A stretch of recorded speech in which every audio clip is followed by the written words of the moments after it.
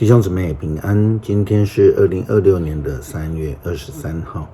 今天的经文是诗篇130篇，列王纪上卷17章17节到24节，使徒行传20章第7节到12节。今天要跟大家分享的主题是主的救恩。主的救恩在人的尽头，人无法有任何的作为的时候赏赐给人的。我们说这是救恩是上帝的神迹。神迹呢，就是人在没有办法处理的时候，没有办法面对的时候，人们透过向上帝祈求上帝所赐的恩典。先知以利亚在遇到饥荒的时候离开了基利西，前往撒勒法。上帝吩咐一位寡妇来供养他，对以利亚以及寡妇而言都是信心的考验。特别在这当中又遇到寡妇的独子生病而死。透过先知的祷告，上帝赐下的神迹救恩给了这一位可怜的寡妇和她的儿子。列王纪上卷17章17节到24节记载了这一段的经历。过了一段时间，寡妇的儿子生病，越来越重，最后病死了。寡妇对以利亚说：神的人啊，你为什么这样待我？你到我这里来，要使上帝记起我的罪，使我的儿子死吗？以利亚说：把孩子交给我。他从寡妇怀里把孩子抱过来，带到楼上他住的房间，放在床上。然后以利亚大声祷告：上主，我的上帝啊，你为什么降灾祸给这寡妇呢？我借宿在他的家里，你却叫他的儿子死。以利亚3次伏在孩子身上，祈求说：上主，我的上帝啊，求你使这孩子还魂吧。上主垂听了以利亚的祷告，使孩子还魂，活了过来。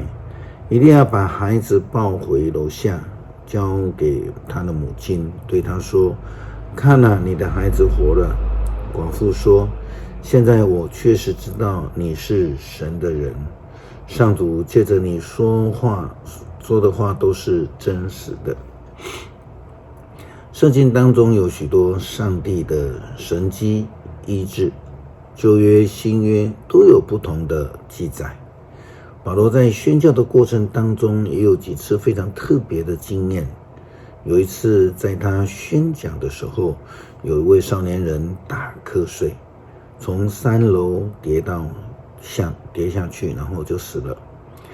在经过保罗的救助，上帝的救恩，这位年轻人就又活起来了。使徒行传20章第7节到12节，星期六晚上我们一起聚会分享爱宴，保罗向大家讲道，因为他在第2天就要动身，所以一直讲下去。到了半夜，我们聚集在的楼上有房间许多灯火，有一名叫做犹推古的年轻人坐在窗口。当保罗继续讲话的时候，他渐渐困倦，终于沉沉入睡，从3层楼掉了下去。大家扶他起来，发现他已经死了。保罗下楼伏在他身上，拥抱着他说：不要慌乱，他还有气息呢。他接着又上楼拨开了饼吃了。他继续谈论许久，到了天亮他才离开。他们把那年轻人活活的送回家，大家都受安慰。诗篇143篇，上主啊，求你听我的祷告，求你垂听我的呼求。你信实，求你回答我。你公义，求你抚育我。求你不要审判我，你的仆人，因为在你的面前没有无辜的人。我的仇敌逼迫我，彻底的打败我。你把我囚禁在黑暗的牢房里，我像是死了许久的人一样。因此我不敢再存希望，我心里悲愁绝望。我追念以往的日子，思念你一切的工作，回忆你所做的事。我向你举手祷告，我渴慕你，像干旱的地盼望雨露。上主啊，求你立刻垂听我，我已丧失了一切的希望，求你不要躲开不理我，不然我会像陷于死地的人一样。求你使我天天记得你的慈爱，因为我信靠你。求你指示我该走的路，因为我仰望你。上主啊，我向你寻求庇护，求你救我脱离我的仇敌。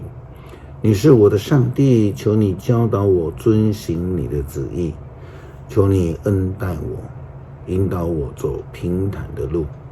上主啊，求你照你的应许拯救我，你公义，求你救我脱离患难。凭借着你对我不变的爱，求你铲除我的仇敌，求你消灭所有欺压我的人，因为我是你的仆人。谢谢施恩的主，将奇妙的恩典赐给我们，使相信的人能够因为相信而得着救恩，让我们能够经历如同以利亚、以西结所记载的这样的经过，得到主圣灵的恩典。祷告奉主耶稣基督圣名求，阿们。